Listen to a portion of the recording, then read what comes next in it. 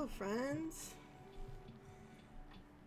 For some reason, my stream capture says I need to turn on stream capture, but they're on, so I think it's mostly lying or something.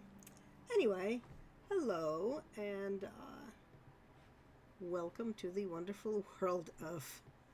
We are going to be hopefully plying my yarn. These are the two bobbins that I spun. Was it Friday and Thursday, I think, or maybe Wednesday? So hopefully we'll be able to apply them. This is fluff. I'm gonna do like a absolutely normal regular 2-ply here, and I have remembered to switch my wheel to be actually plying and not spinning. So here's go. Oh, did I turn off my battery?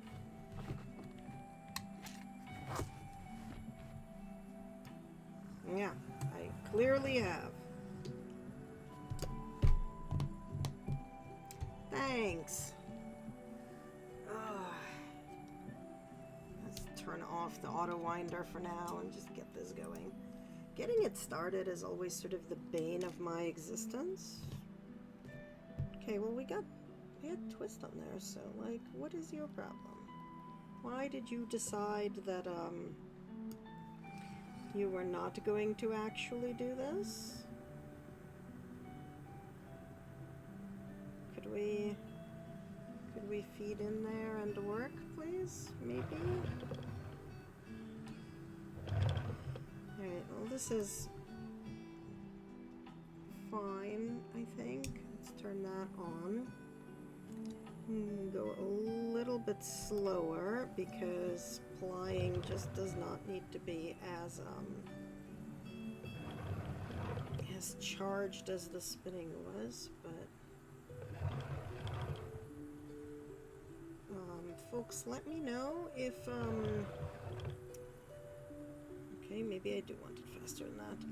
Let me know if like the bobbins are making too terrible a sound, because they are right next to the microphone, as you can kind of see.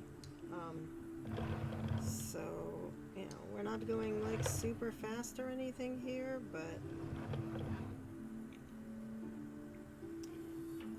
they are making noise, so we've got some music going. I just don't think I can both ply and read the Iliad, so I think the Iliad is gonna have to happen once I'm done with the plying. It's also like, there are parts of this that are fairly consistent size-wise, and then there's parts of this that are just not at all consistent. And I think, well, so I know that consistency is gonna come with practice. I'm holding, by the way, I'm holding like the two strands separated so that I have the ability to catch when they've got like little pigtails, right, when they fold in on themselves. But other than that, I'm not like really doing anything other than just letting it build up some twist and get pulled in onto the bobbin. But we're gonna apply this.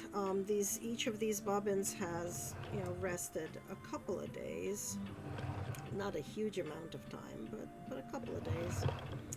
And once they're on this bobbin, so this is gonna stay. I do have a bobbin that I chain plied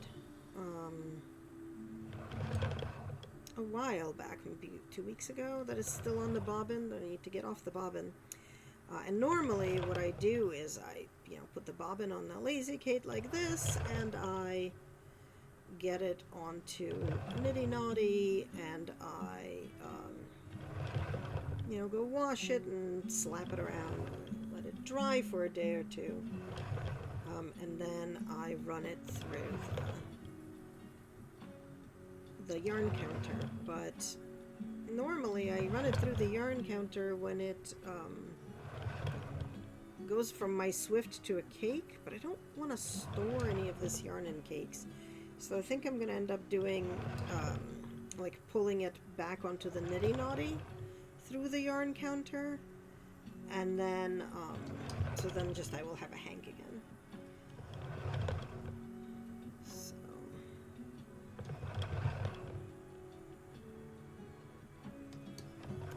I know this is riveting, obviously, but that's okay. I think what it mostly is soothing. And let's see, what did I get done today? I woke up pretty late, get out of bed, managed to not only call but actually reach somebody at the Department of Unemployment so I can ask them my questions. You have to verify your identity when you start your claim, which I've done through this like login.gov site, but it hasn't managed to actually register with the Department of Unemployment that I've done that. So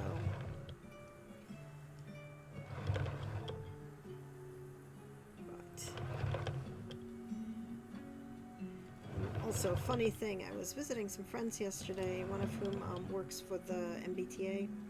And he mentioned that, you know, their digital is all done by contractors, and I should see if they've got any jobs. And he sent me to the website, and I looked, and they didn't have anything. And then when I woke up this morning, I had an email from just like, you know, I have job looking for, kind of some services that said, oh hey, there's this job with the MBTA, and then also a little bit later in the day, somebody on one of my UX research mailing lists also posted that job, so it was kind of coincidentally funny. But I did apply to that, and applied to a couple of other jobs. Oh, so, you know, the slog continues.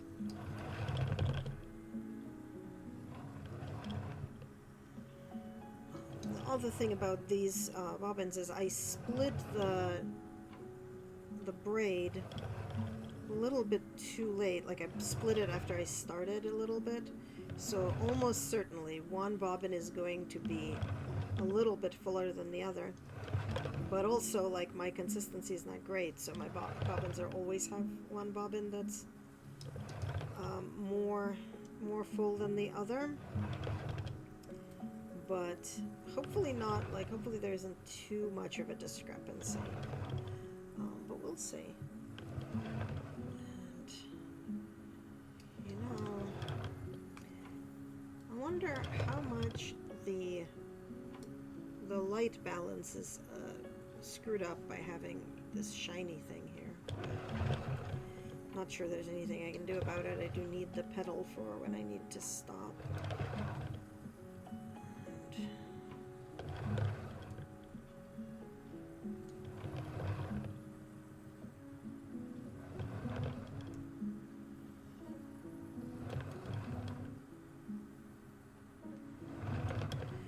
I do enjoy this a lot more than chain plying, which I've mostly taught myself from like YouTube videos, so hopefully I'm doing it right, but not very good at it. Like I don't get a very long loop, but also it creates a 3-ply thing, and this is of course a 2-ply yarn. And my goal here is to be like sock weight, you know, and like mostly it is, but sometimes it's just like, hello, we're going to take a little foray into being worsted weight, and yeah, you know, not always my preferred weight. Like, 'cause what am I gonna do with a worsted weight yarn? There's only so many like hats and scarves that need it. But also, like, for anybody who's listening, if you've got ideas of what I can or should do with the yarn that I make, let me know, because I am doing a lot of spinning because I like spinning, and what that means is that I'm accumulating a whole lot of yarn, like more yarn than I, generally speaking, can actually use, I think. But I can't sell it, even if I wanted to, which I mostly don't, but it's just not good enough or consistent enough for that. Which means that I just sort of have a lot of yarn. Maybe I need more friends who use yarn, who want some free, nice wool, right? Because, like, I'm gonna charge them money for it.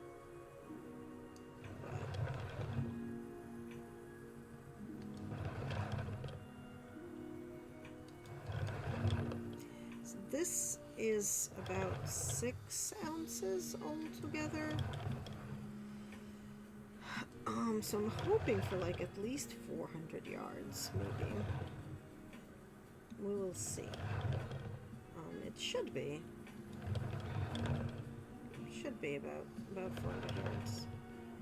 But on the other hand, I also had, so I received a, like a monthly subscription of fiber kit, and it had a 4-ounce braid and 2 2-ounce braids. And it's like, one 2-ounce braid was 250 yards, one 2-ounce braid was 170 yards, and the 4-ounce braid was, I think, 375.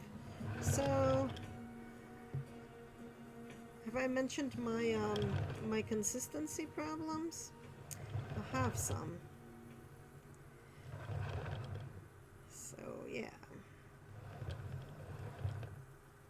this is gonna be a little bit weirdly heathered, just because, the yarn has like dark purple bits and some lighter, whiter bits, and they are not obviously falling consistently into the same place, right? So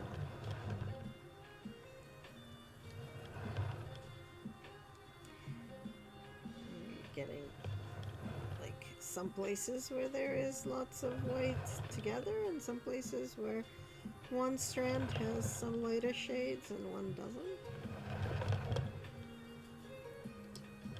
And then sometimes there's just like a blob.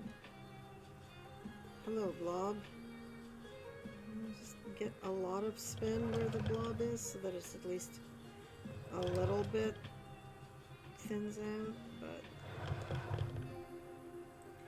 not always possible.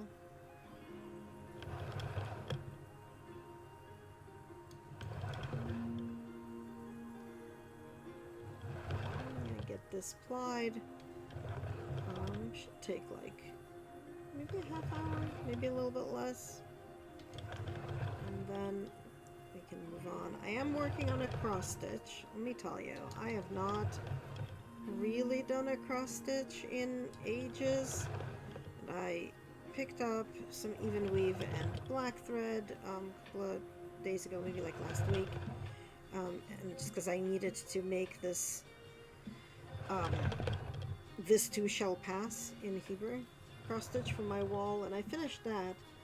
And then I was watching Sleeping Luna Designs and saw that they sell cross stitch patterns, so I went and looked, and of course had to buy one, which I've done. And now I'm kind of maybe in the middle of cross stitching that, so we'll do that in a little bit too. And then maybe tomorrow we will put together some Lumen House stuff. Just because I have to assess where we're at. I think I've got all of June's and July's box, but I think I'm caught up beyond that, so. July's box is like sitting on my bed. I haven't even opened it yet.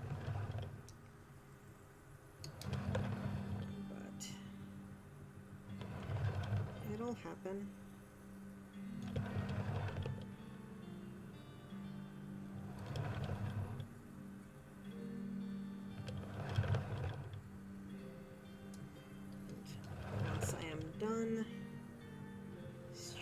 today. I'm gonna make dinner, and I think today's dinner. I have two meals planned that I gotta pick which one's today, which one is gonna be tomorrow. So one of them is oh yeah, we have an ad break in like 9 minutes. Actually, I think we're gonna have an ad break in about 3 minutes. One of them is this like mushroom ravioli with a corn and lemon sauce cream kind of base. And the other one is a mushroom and cream potato, like gnocchi kind of thing. So that's pretty exciting. Both of them sound like delicious fun, and both are recipes I've made a bunch before, but I'm gonna make one today and one tomorrow, I think, and then just gonna have leftovers for lunches for a couple of days, because on Wednesday and Thursday I am out during dinner time with friends, so I will not be needing to cook. And then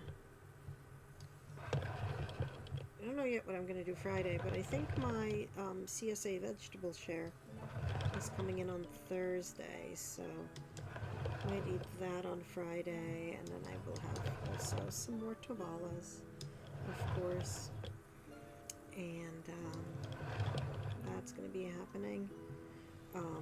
Everything is a little bit in disarray because I don't want to do, so my housemate is out, so I don't want to overbuy on groceries or overmake food, and also my partner is coming to visit on Saturday, and I gotta do a bunch of planning with them so that, you know, because they're gonna be here for 2 weeks, and they are a professional cook, professional chef, so they're gonna want to make stuff, and we gotta plan. We got a call set up on Wednesday night to go over some logistics, including what groceries would be good to have before they get here, and then we'll just go grocery shopping once they are, so that they can plan out some stuff.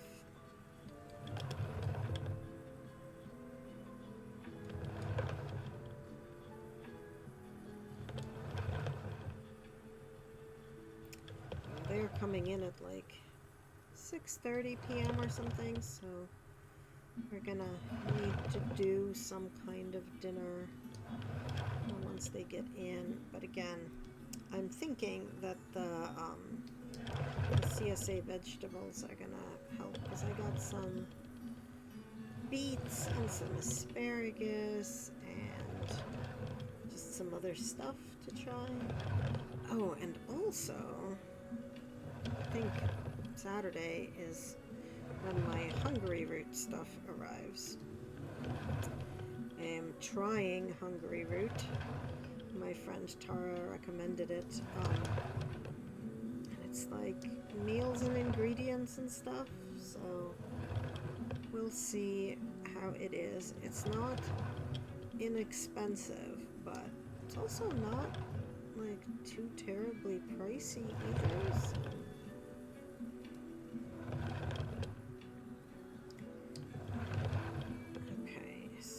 We're squarely in the sort of lighter purple stage for, I think, both of these. Mostly I'm hoping that they hit the mauve burgundy section at about the same time as each other. I don't know how feasible that's going to be, again, with my great consistency, because I'm starting to see a little bit of that mauve wine color show up in at least one of the strands.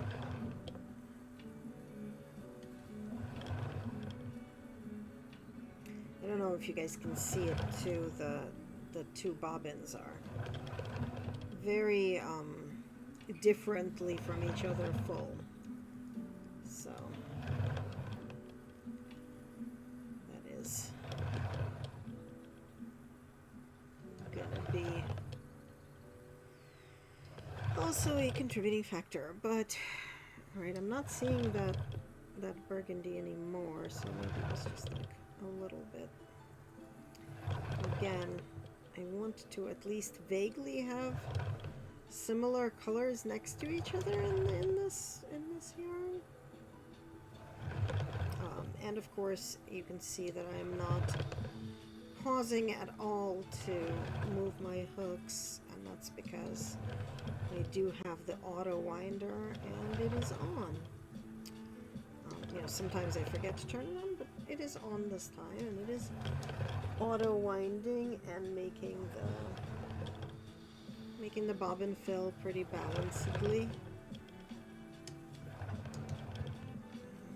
Okay.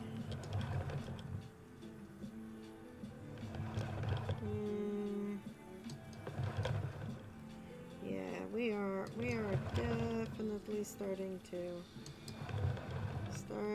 see that burgundy color.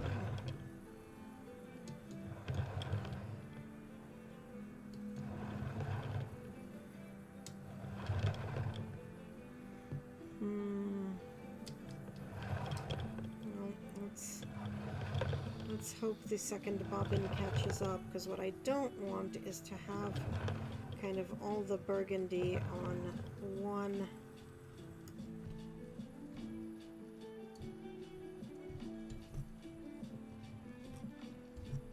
on one side and the other like not have any yet. So let's see if we do we need to do bobbin surgery. So as you can see, right, the colors have become very different. So we're gonna see how far I might need. What do I need? I think I need another bobbin. Please hold.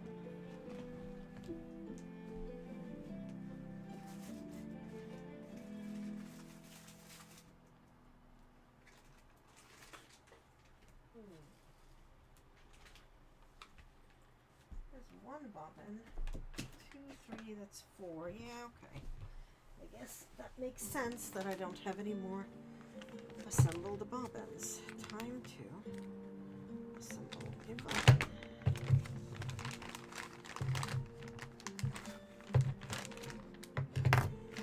Which is fine, but when they are new, they sometimes need to be sanded so that they don't eat up the break band.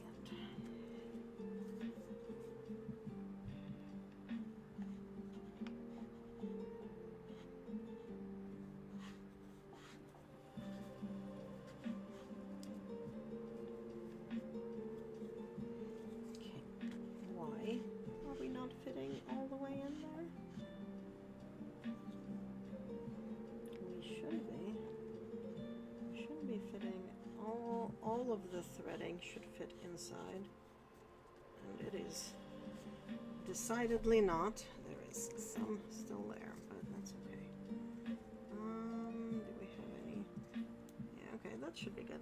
So what we're gonna do is we're gonna do some yarn surgery,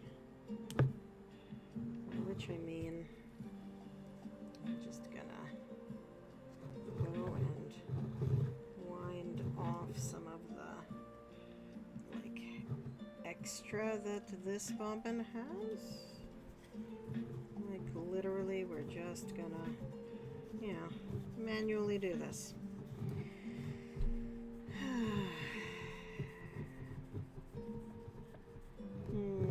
This is gonna be faster this way, I think.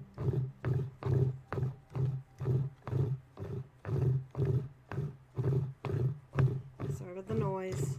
I know it's a little bit terrible. This is gonna be better. I stand it up? It probably is. Yeah. You don't think you can see what I'm doing? I guess I'm not sure. Well, maybe. Just literally just gonna do it. We're about to get an ad, and all I'm doing during the ad is more of this, so.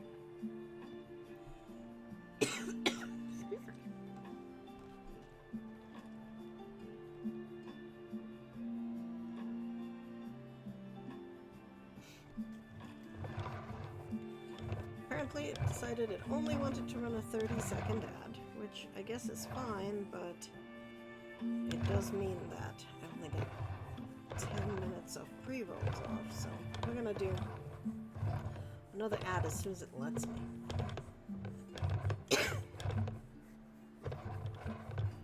There's a lot of this extra purple, which is a very nice, consistent, thin line, so I sort of don't want to just lose it. I might end up plying it in. In fact, I think that's what we are going to do. So let's remove this guy. We'll be back for you in a bit. And instead,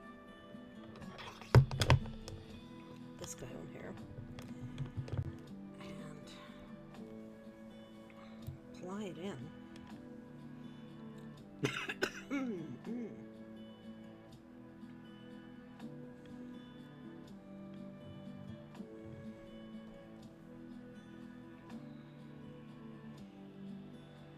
Let's see how well this is gonna go.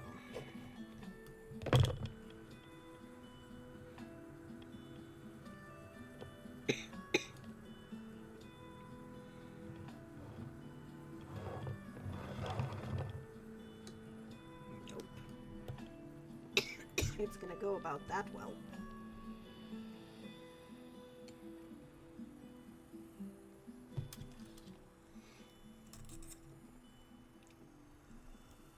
I just don't want to put a knot in there. But I think I might need to.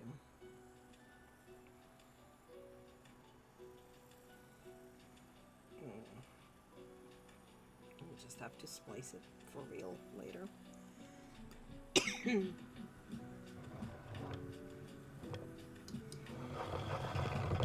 But yeah, this is such a nice, consistent single that I don't want to lose it.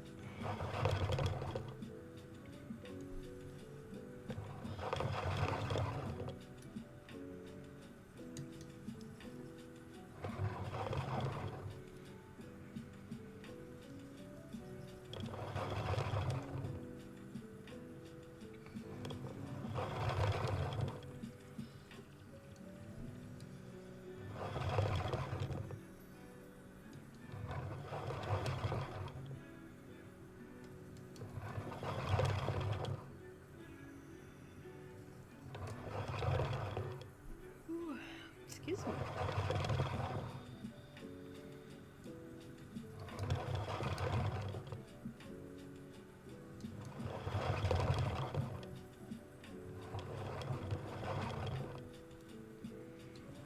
basically I'm plying that single with itself.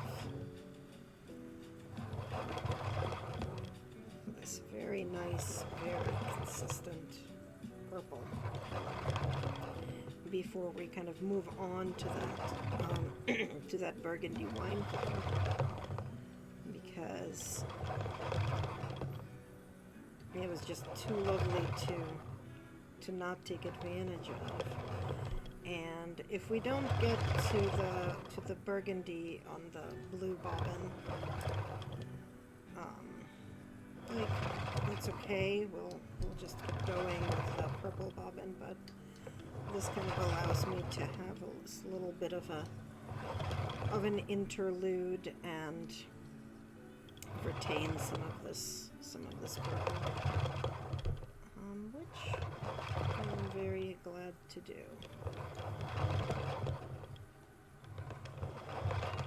And I can sort of see glimpses of the burgundy on the blue bobbin, kind of deeper in, so hopefully we'll be able to, we'll start seeing parts of it appear soon.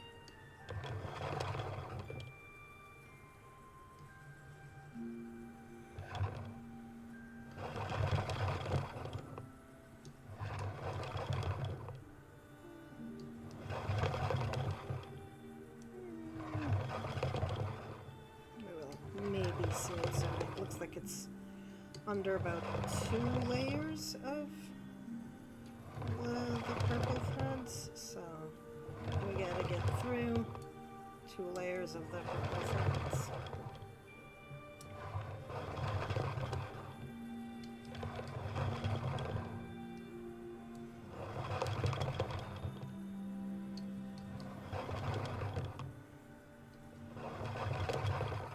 And again, this is just stuff that I wound off the blue bobbin and onto the white bobbin, so it's just all that same stuff. And the white bobbin is, in fact, done. It is done with my stuff. Okay.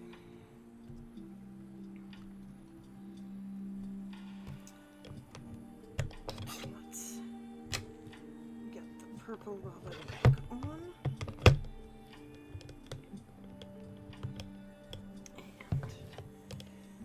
And yeah, someday soon we will see the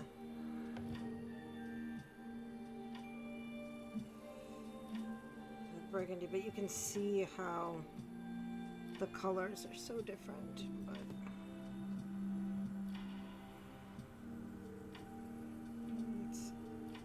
okay, but also a little sad that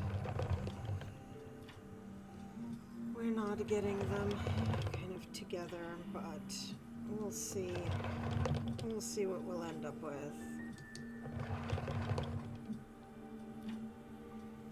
At least they go together, the 2 colors, so no matter what, it will look pretty as the yarn at the end. That at least is good.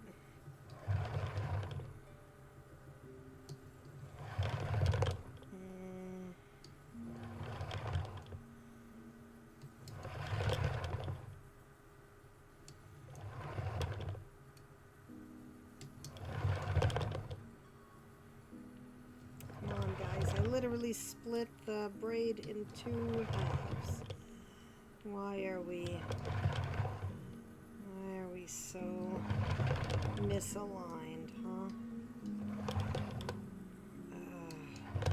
I mean, it's a rhetorical question. I know exactly why we're so misaligned. It's because I cannot spin a consistent thickness. That's what this is. Oh, this is...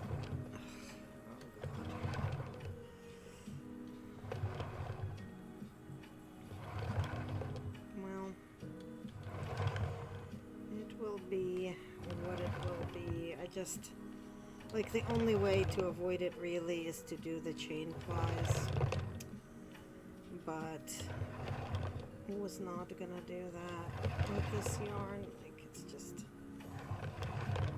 cashmere merino, so it's also like a little too slippery for that. For the chain ply.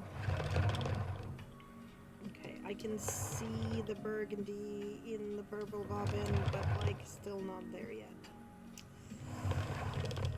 Soon.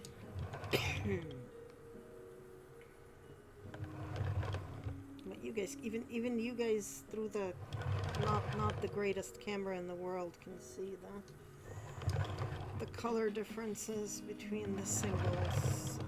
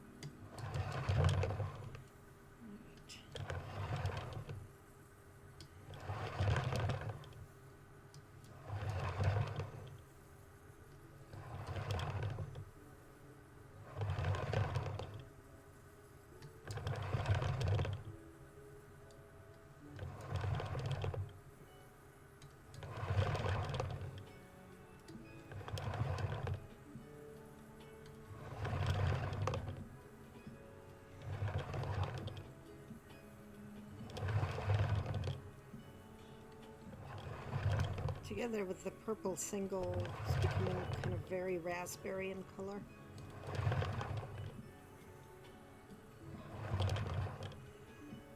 Which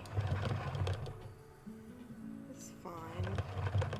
I do like the color.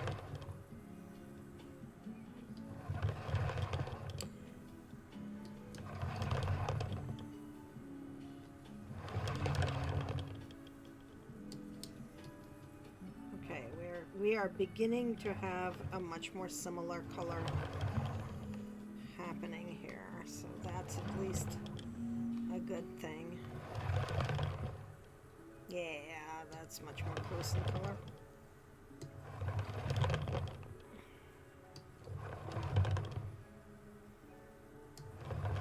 Yay, we have finally gotten to the same color. Of course, the purple bobbin is going to move on to the next color pretty soon. I'm already starting to see the color changes, so that's great. But such is life. Alright, it does look like it's going to let me actually run an ad break now. So I think I'm going to, so that everybody can get up and go use the restroom, and I can get a drink, and we will then get back to more of this. So let's get this anchored. Yeah, it's coming up pretty nice. All right, let's do a three-minute ad, folks, and then I will be right back.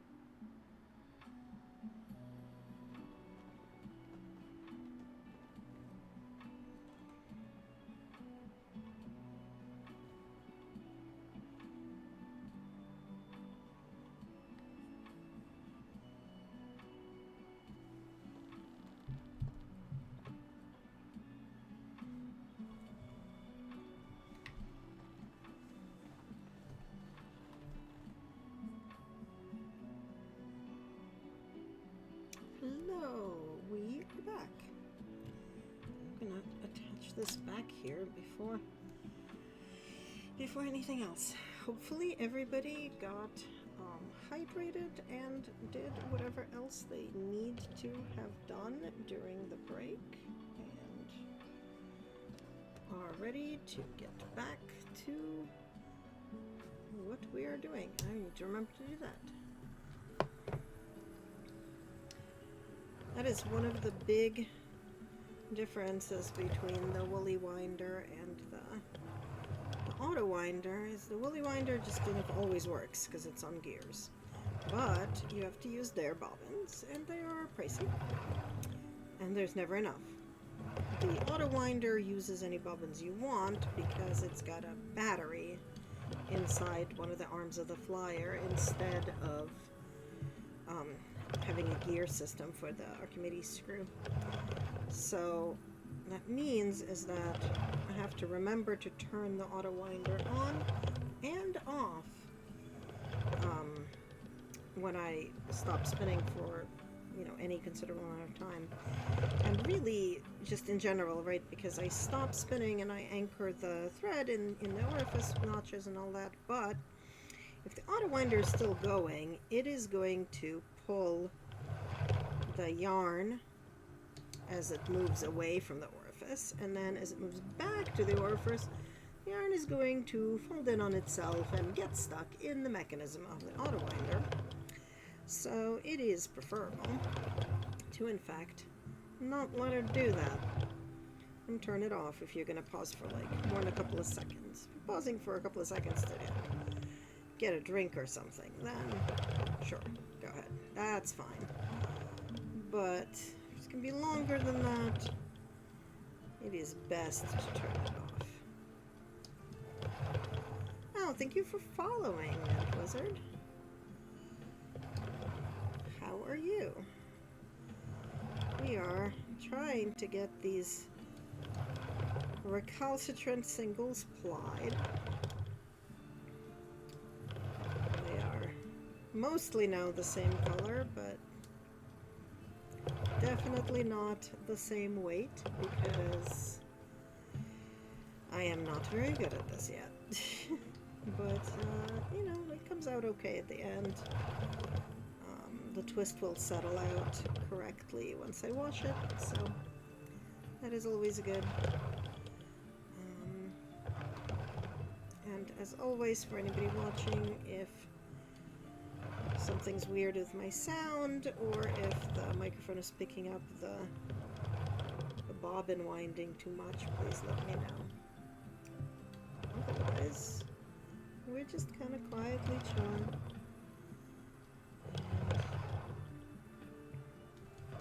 Hanging out with some fiber, which is really, like, fiber is the best companion for hanging out, I think. Not that I don't like my friends, but hanging out with my friends is not always the same kind of chill, cozy hanging out as happens with fiber.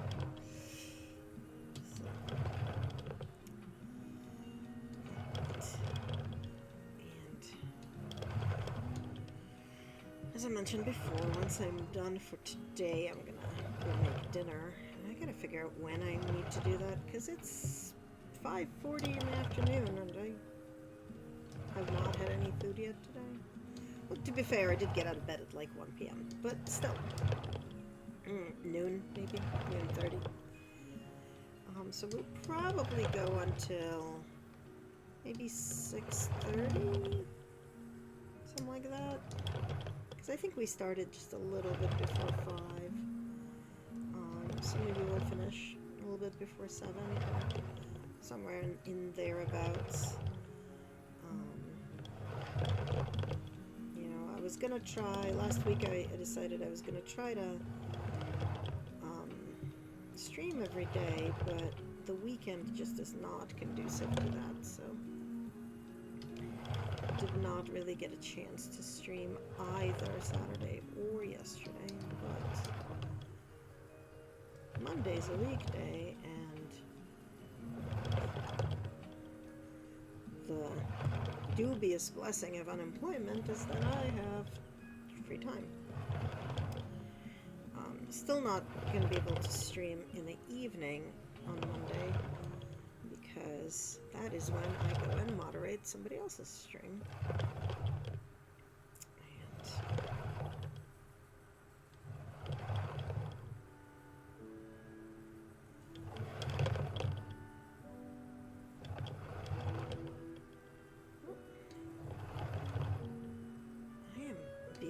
Messaged by somebody whose messages I really ought to see, so one moment.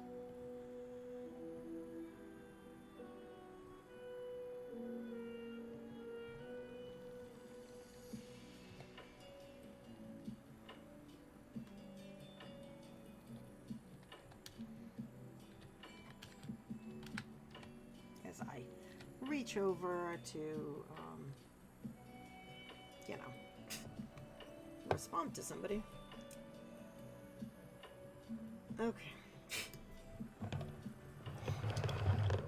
A friend of mine and I and a few other people have a non-profit that we formed to write and manage some open source software, and we're trying to set up a meeting. They finally got back to me, so I did not want to not respond, and I figured the world will not end if I reach across the view of the camera and go type on my keyboard like 3 words. And indeed, the world has not ended, so I guess that was a reasonable and valid assessment of the situation. This is such a really lovely raspberry color. Mauve, wine, raspberry, I don't even know. It's like all of the above. And I mentioned the raspberry color to like a group of friends, and it was very entertaining to see whose first reaction was raspberry beret and whose first reaction was raspberry Pi. The computer, not the baked good. So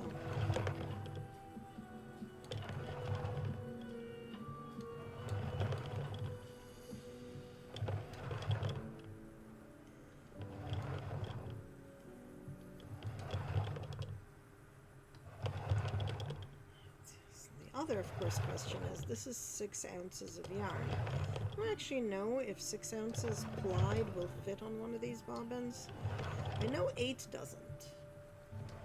And I know that 4 certainly does. So we will find out what 6 looks like on that blue bobbin that we're winding onto.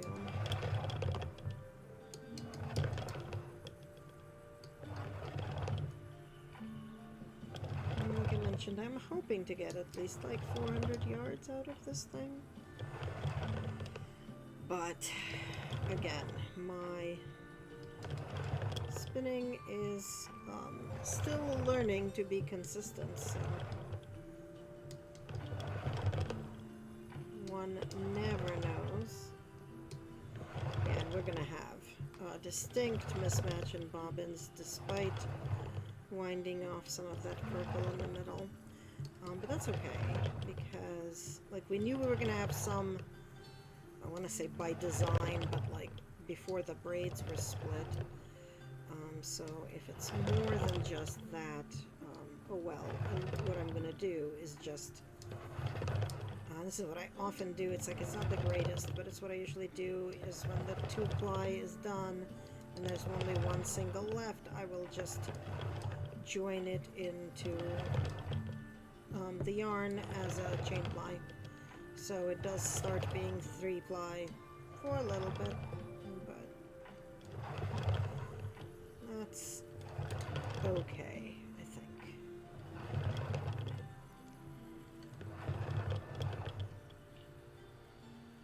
Yeah, see, it's like some places it's a very, very consistent ply with the singles being the same size, and some places it's just not. But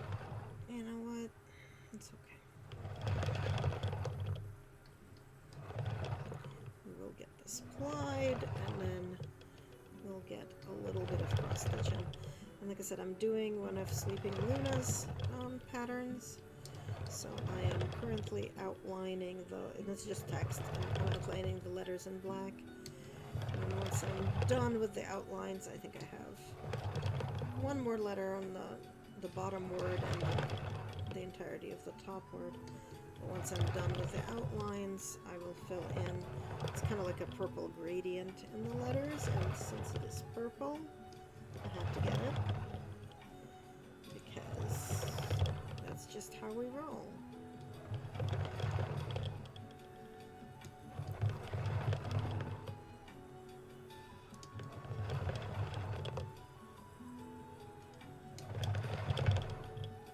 I think for myself, I tend to think of Raspberry Beret a lot before I think of Raspberry Pi.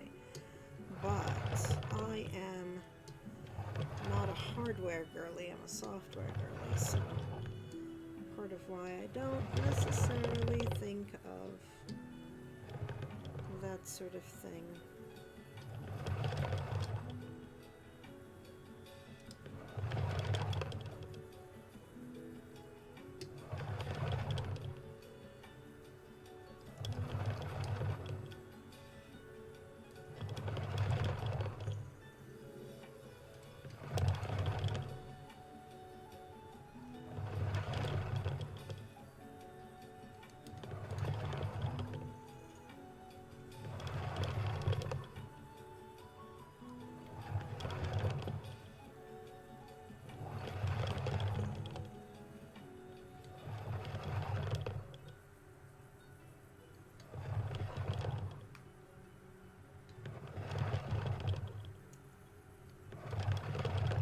And it looks like the purple bobbin has squarely started into the more like brick and peach color, which makes sense.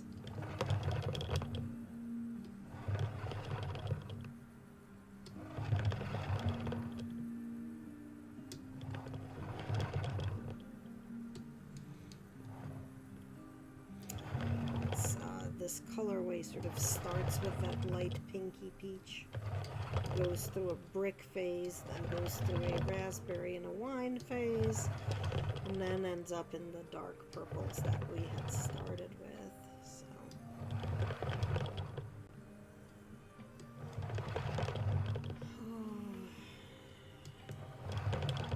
I was also realizing that I have not really played any of my Dragon Age game since getting laid off, which is silly because I finally have time for video games. Why am I not playing them?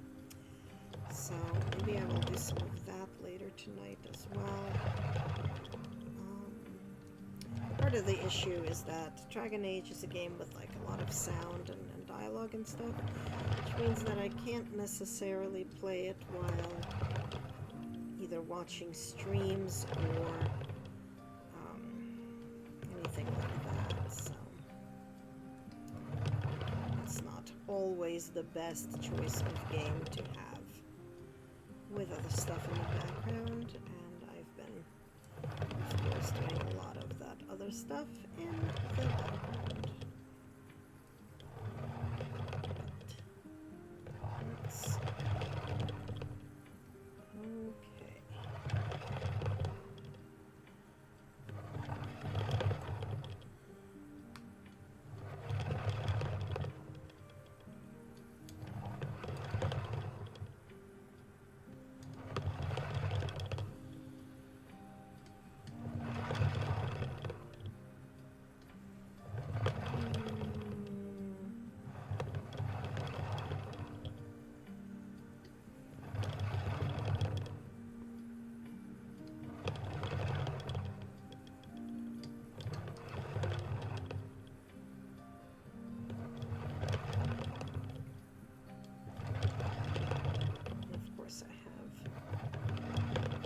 Variety of knitting projects that I should also be working on. I think that's going to actually be, maybe that'll be tomorrow's stream as we'll work on the cathedral windows shawl. It's got a whole bunch of beads, and it's actually very good to knit with it on the table. So one of the problems I have with streaming my knitting is that I tend to do the T-Rex pose when I knit and bring my hands very close to my body, which makes them out of shot for the camera and also is terrible for my posture. But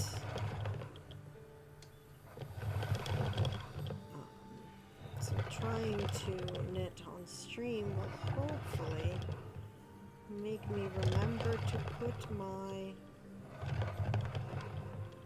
my hands more in camera and therefore have better posture sitting out.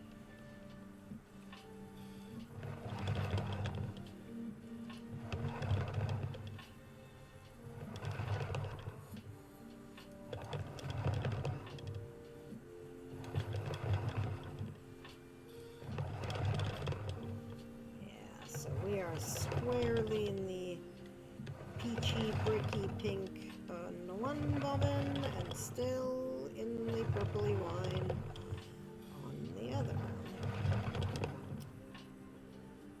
You can see that come up in the twist. And I think that's probably okay. I think that's probably okay.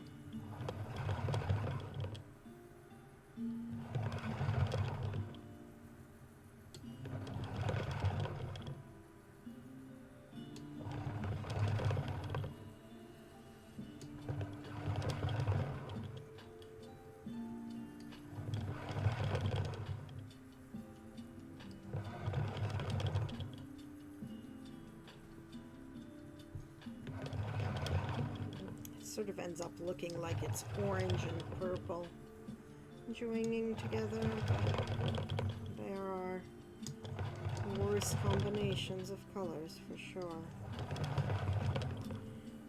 But one of the things I am a little worried about is that we will run out of the purple bobbin before we get to that color on the blue bobbin. So we will have kind of this joined color, and then we will have just purple from the purple bobbin, or from the blue bobbin rather, and eventually like get to this color there and repeat it, and that's not necessarily what I want, but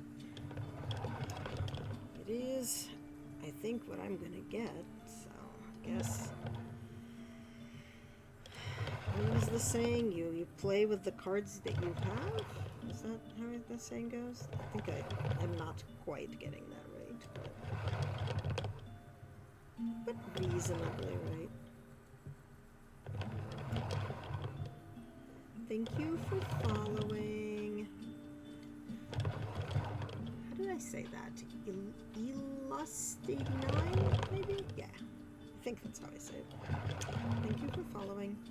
We are plying some yarn. Our colors are not even remotely matching up, and our consistency is, let's say hot garbage. But I mean that in the most nice and non-deprecating way. We're learning. Hey Puka! Thank you for the raid! Welcome anybody who is coming with Puka, one of whom is, I think, me, because I was lurking in your channel. But welcome to the land of plying yarn that is only vaguely consistent, and due to being only vaguely consistent, not super matchy color. But hey, Tiny Raid is still awesome. Thank you for Tiny Raid. How was Final Fantasy stuff? Is it? Oh, that's good to know. Let's see. Stop spinning. Let's see if I can fix that. Is it very soft compared to the background music, or just very soft in general? da-da-da-da. So we can also make the background music a little bit less backgroundy. I don't know if that has helped. Let me know. My goal is mostly to have like a good balance of my voice versus background music, such that people can then, so if they're balanced, people can, you know, turn their own volume up and down as needed. But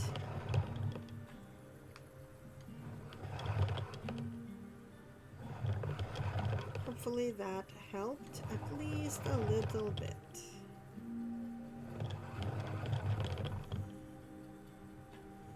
As we finishing up this ply a wee bit. Okay. Well, hopefully the wee bit is enough, because right now my microphone is literally all the way up. I suppose I could turn the gain up on it, but that might also I think messing with its gain is going to mess with it too much. But yeah, so because I'm plying Puka, I am not quite able to also Iliad, because I have to actually like pay attention to the ply a bunch. So I think Iliad next time, but once we are done with the plying, I think we might do a little bit of cross stitch if there's time. Oh yeah, there's so much purple still left on the blue bobbin that we're going to run out of the purple bobbin and its peach, and then have up like another purple patch in this yarn, and then probably have more peach as we get to it on the blue bobbin. I'll be lurking and listening, but if gotta make dinner. Cool. What's for dinner at your place? I'm gonna be making dinner right after this, and I still gotta decide if it's gonna be the gnocchi with the mushroom cream sauce or the mushroom ravioli with a corn and tomato like cream lemon sauce. Gluten-free baguettes toasted with avocado. Ooh. I feel like that is such a, like what the news wants us to think millennials have.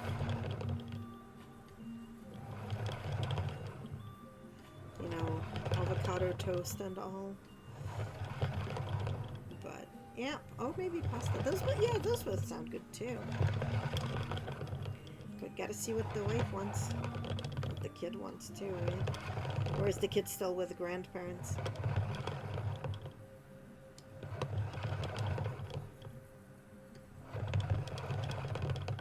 Baguettes have been on super sale at Ocean. Okay. So baguettes. Oh wow, that is a good sale. Also, nice that the kiddo is with grandparents. That's always, you know, good for the kid, good for the grandparents, and some me time for the parents, right? Okay, have fun, go make food, go eat food, and like hydrate and relax and chill. Thank you for raiding very much. And we will probably still be here when you're back. I'm not doing like a huge amount of talking, just because,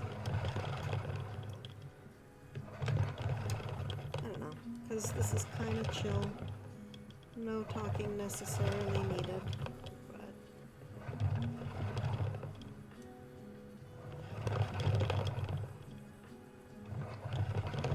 Oh yeah, that bobbin is ending pretty imminently. On the other hand, I am starting to see the peachy, pinky orange in the other bobbin. Oh. What are we doing? What is going on? Do not, no pigtails. Nope, no pigtails. Pigtails bad.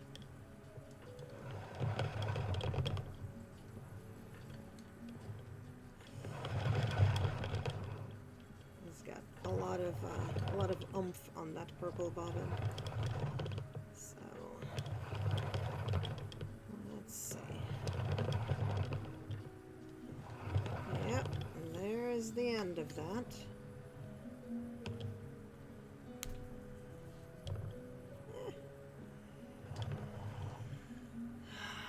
Alright, let's see if we can get a...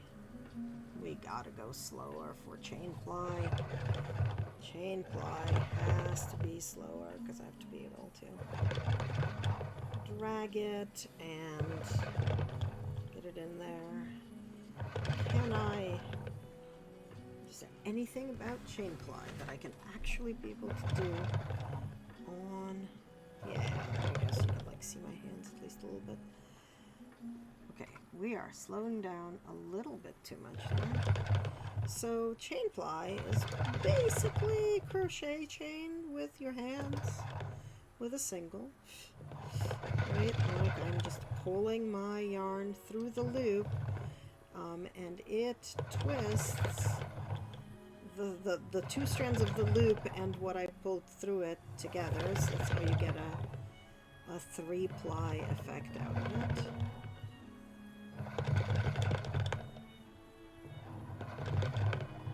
And then everything gets twisted together in the ply. So that is what a chain ply is, and sometimes referred to as the Navajo ply, but like the Navajo don't like it being called that very much. Well, some do, some don't, right? There's, as always, nobody speaks for the entire tribe, and also one of the things they mentioned in some of the articles I was reading on the topic is that it's not a methodology that's exclusive to the Navajo claimed by them, so they don't want anybody to think that they are saying that they invented it or something. So there's that. So chain ply is the much better set of terminologies, and you can see we've just now migrated into the color that we had been pulling off the other bobbin for a while, and this bobbin shows no sign of ending. It's got as much fullness as when the other bobbin had that wine color coming off of it. So we've got quite a bit of the chain ply that we're going to end up with, and we're gonna go just a little bit faster. You know, it's a toss-up. So one of the big benefits of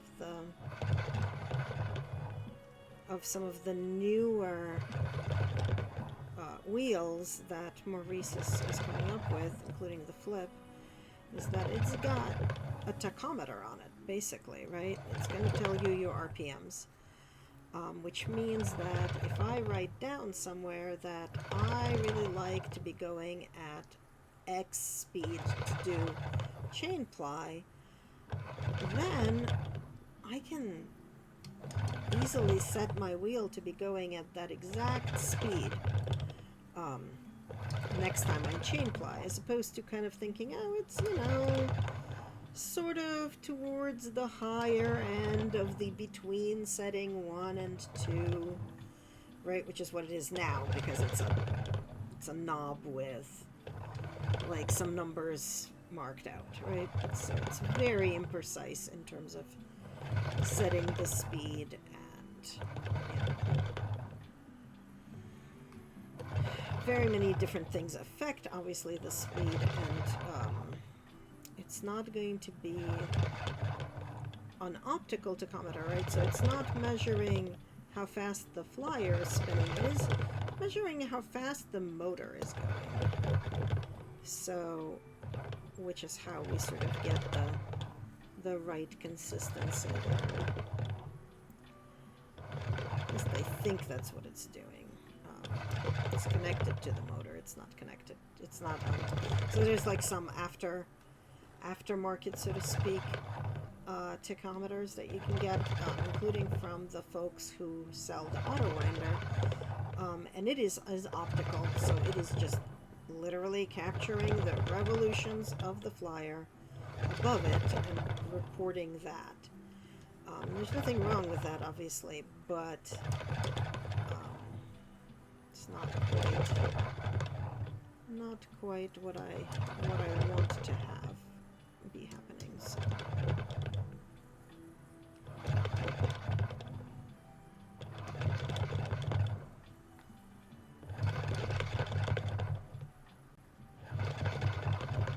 We might be able to fit all 6 ounces onto this bobbin though, so that's at least good. And then like I was saying, we're gonna let it rest. I don't like religiously follow the let your yarn sit on the bobbin for a day after you wind it on the bobbin and after you've plied on the bobbin before you pull it off, because it's not, that's not what sets the twist, right? It's the, soaking it in warm water and then kind of whacking it against the tub is what actually sets my twist and kind of locks in the potential energy of it. But my singles tend to be fairly energetic. Like I don't overspin, but I don't underspin either. If I'm kind of going in a good groove, so.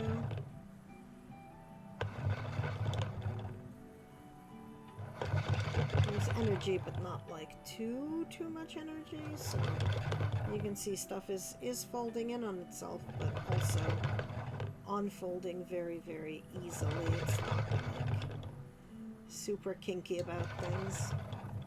It's a little bit kinky about things, but who isn't really? Like, I'm not gonna claim that I'm not. That'd be a lie. So.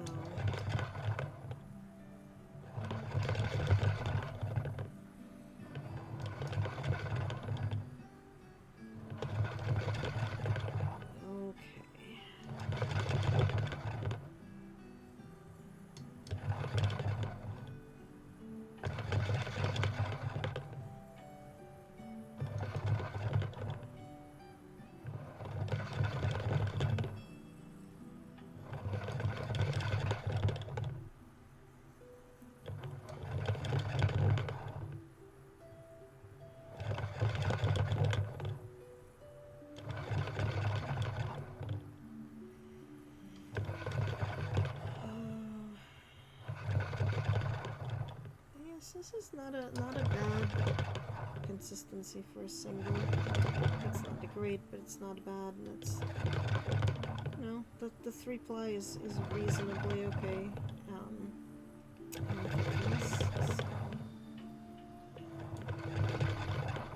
Getting there, but no really end in sight for the bobbin yet. Which is unfortunate because my arm is getting tired. But it is okay.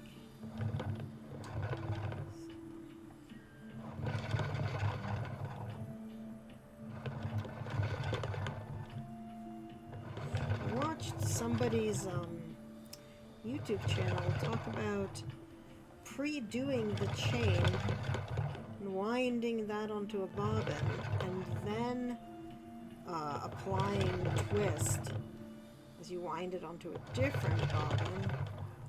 And I don't know, like more power to that person, but I sure don't have the patience to do what I'm doing here.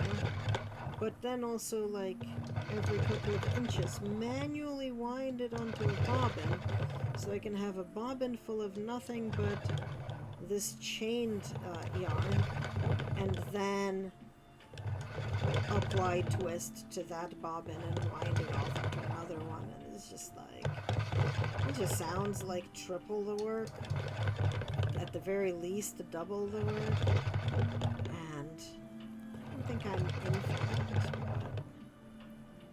But she sure did get some very nice, very consistent chain ply that way. I'm not sure whether that was because of that method or just because her chain ply was very, very neat and consistent.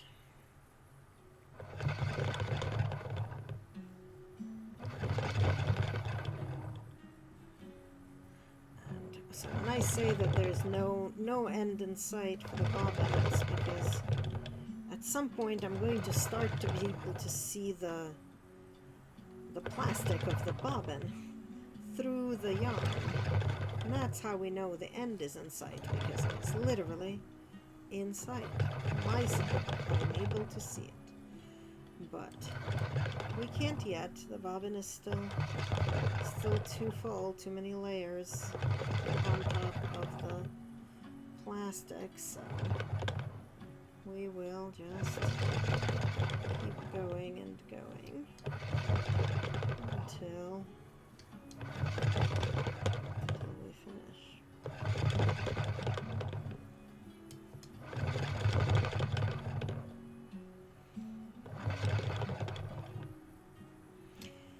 This is a very repetitive motion, which I think is why my hand and my wrist are trying to cramp up.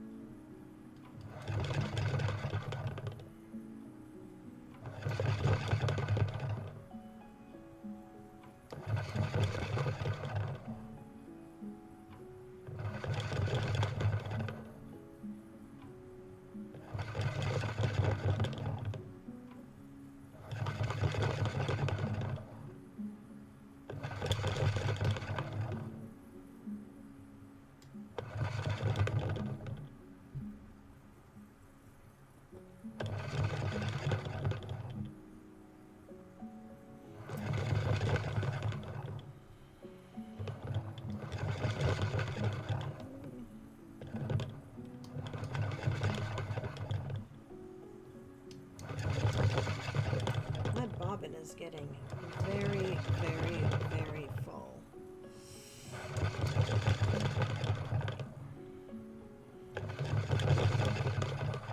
And I am maybe soon starting to see the end there. Like a little bit. Maybe? No, not quite. It's close. The bobbin is pretty thin. But not quite there.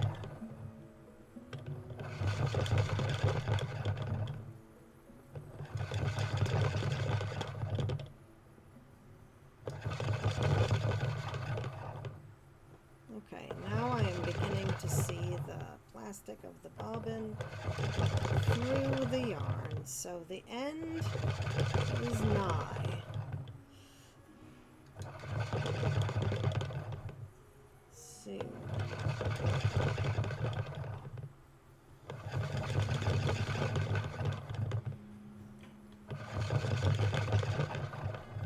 I do want to get at least a little bit of cross stitch in, so we're going to finish. We're going to look at the bobbin, and then we're going to switch gears. Switch tack? Well, both, but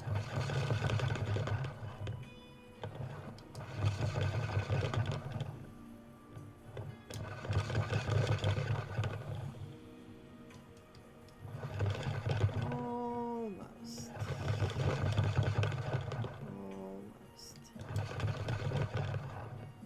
And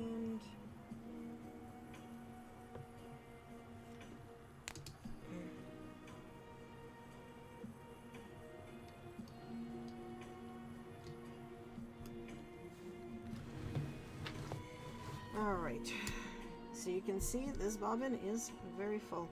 I did learn to pull this from the bottom first, and let's see, release that, come off.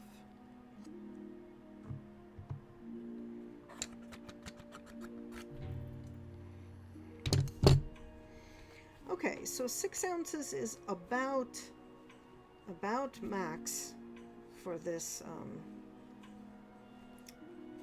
bobbins. And let's see, can I bring this close enough for you guys to see? So you can sort of see the gradient in there, the purple and maybe a little bit better on this side actually. There we go. Thank you, autofocus. Yeah, so this is gonna hang out. We are going to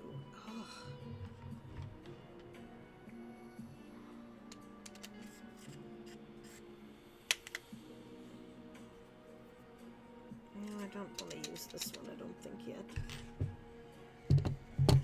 Just want to put a bobbin back on here so that it's not just like standing empty.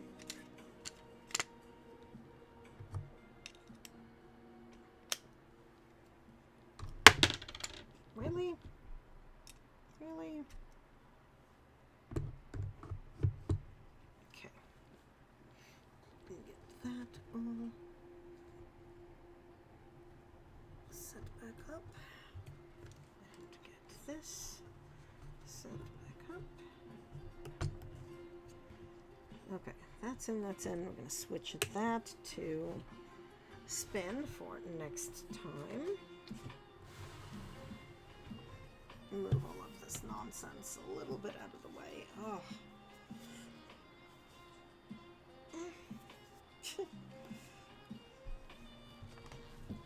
And pull out what we've got going off the cross stitch.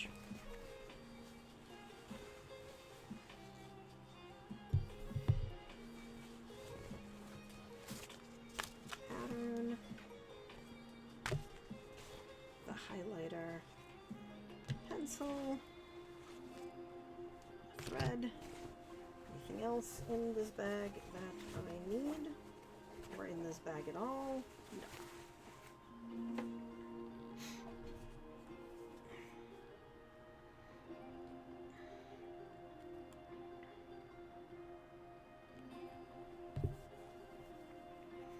No. Okay. So this pattern, and I don't have like a picture of it, but this is the pattern, and it's got like the gradient is going to be these purples.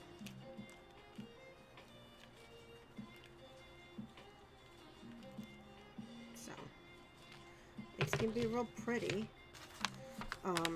And I don't know if you can see I'm like highlighting what I've done. So I've outlined N through B. The LE and the U are in my frame, so I just gotta move that. And I've got to do the W still, and then the deeply. So that is where we're at.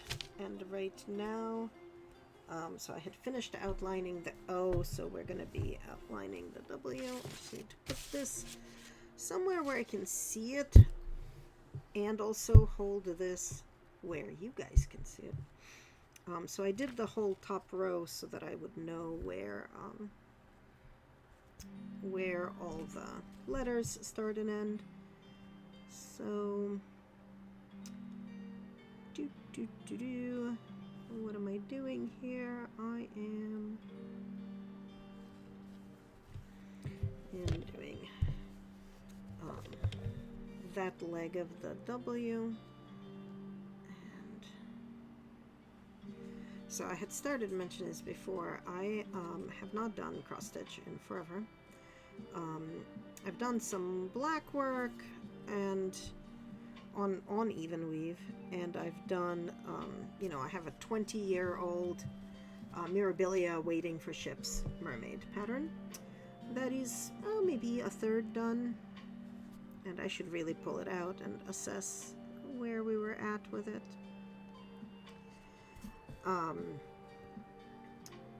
But I also have not done cross stitch on 14 count Ada cloth in, I don't know, 20 years. But I got this pattern and it said that it was set up for Ada cloth, so I decided that I did not want to deal with recalculating and remeasuring and doing math. So I picked up some Ada cloth, and I forgot how much the mess that's on the back is visible through the holes in the Ada cloth, because I've not worked with it in five ever. But oh well. Alright, so and then the next one is down this way.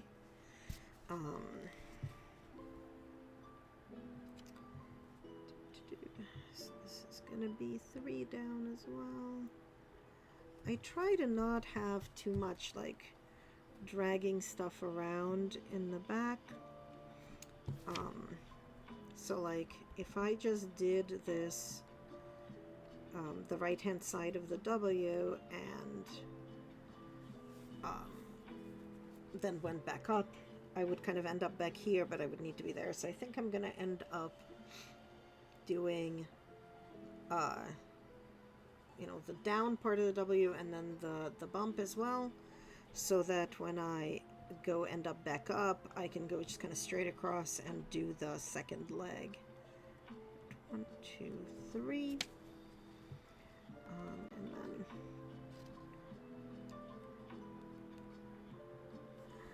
it's another 3.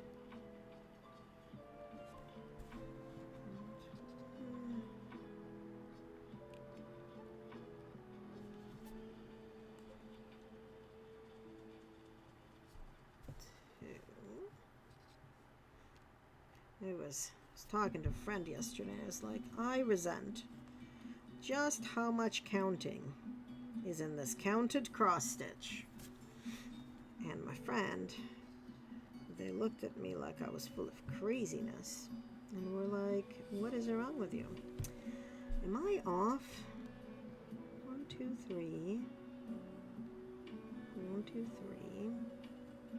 No, I am not off. Okay, good. Is like, why is this not lining up? It's not lining up because I cannot see or count. It is in fact lining up just fine. Thank you very much. Okay. I think once I do the little foot bit of the W, I I'm going to need to grab another thread.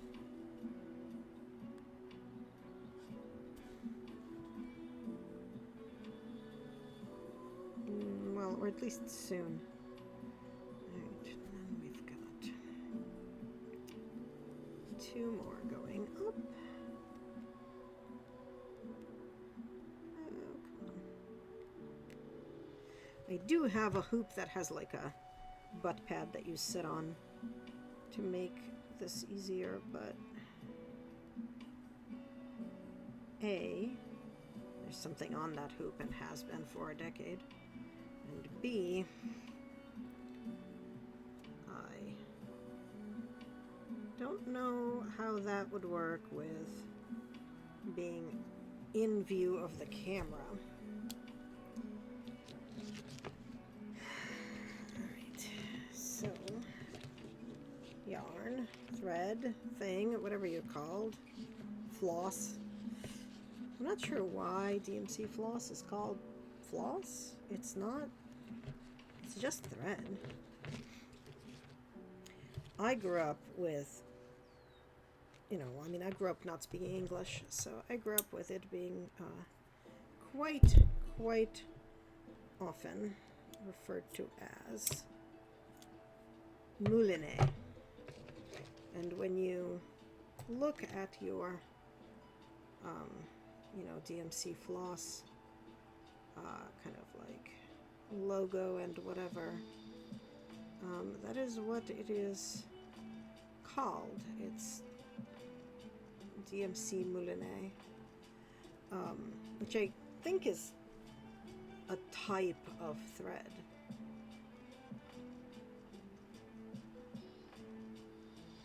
And we're splitting the 6 into 2s, sort of the normal way.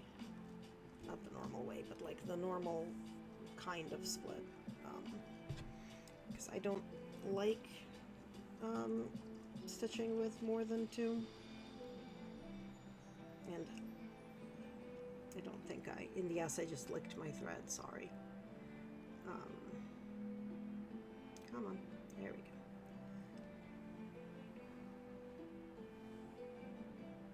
Like 2 is the right number.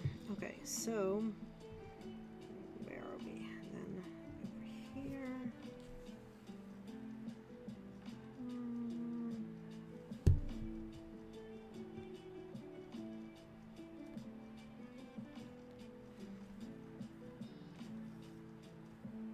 Let's make sure to anchor this guy.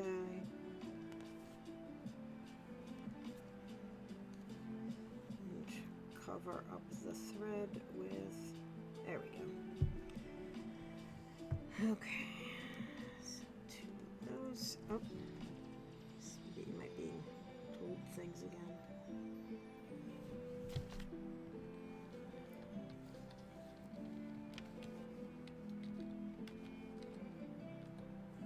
Okay, that is my meeting starting to happen. How long have we been streaming? An hour 43. That's not bad. 1 2 1 2. Got another 1 2. Let me just get this in, and then I will have to sign off because I do need to go take that meeting.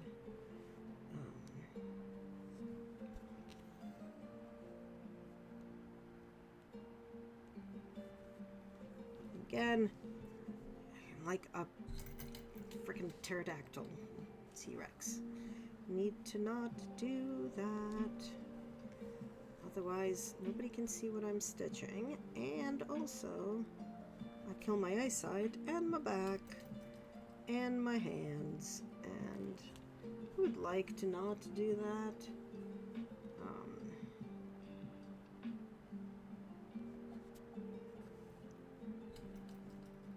If at all possible, right? We all want to, if at all possible, not to do that.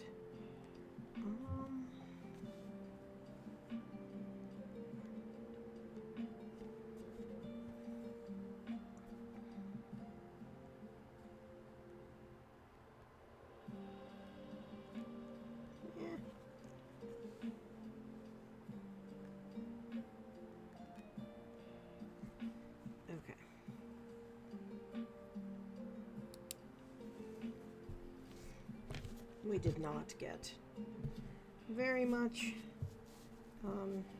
stitching done, but such is life. We got some singles there. All right. Is anybody we care about streaming right now?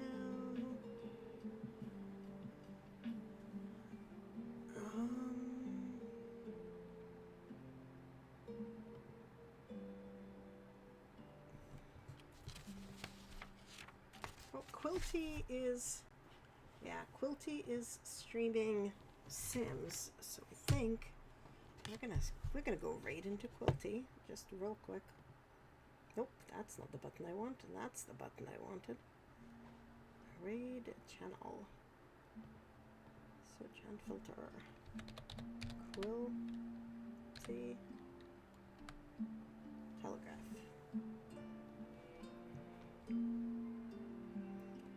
She's been going for about an hour and a half, so we will totally go there.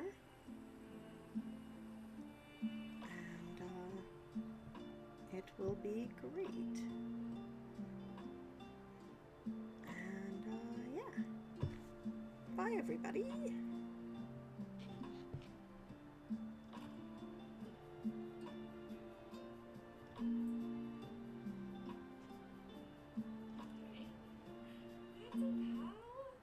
Thank you for the raid. Welcome in to Pal and Raiders. What were you up to? Makers and crafting. Were you doing more spinning today? Or were you working on something else? I'd love to hear about it. You're spinning while plying? Nice. Or spinning while plying. Cross stitch. Where are you cross stitching? Raiders. Hi, I should probably introduce myself. I am Mel, you can call me Mel, Quilty, any of that works. I use she or they pronouns. You have to run to a meeting? Absolutely. Raid and run. Thank you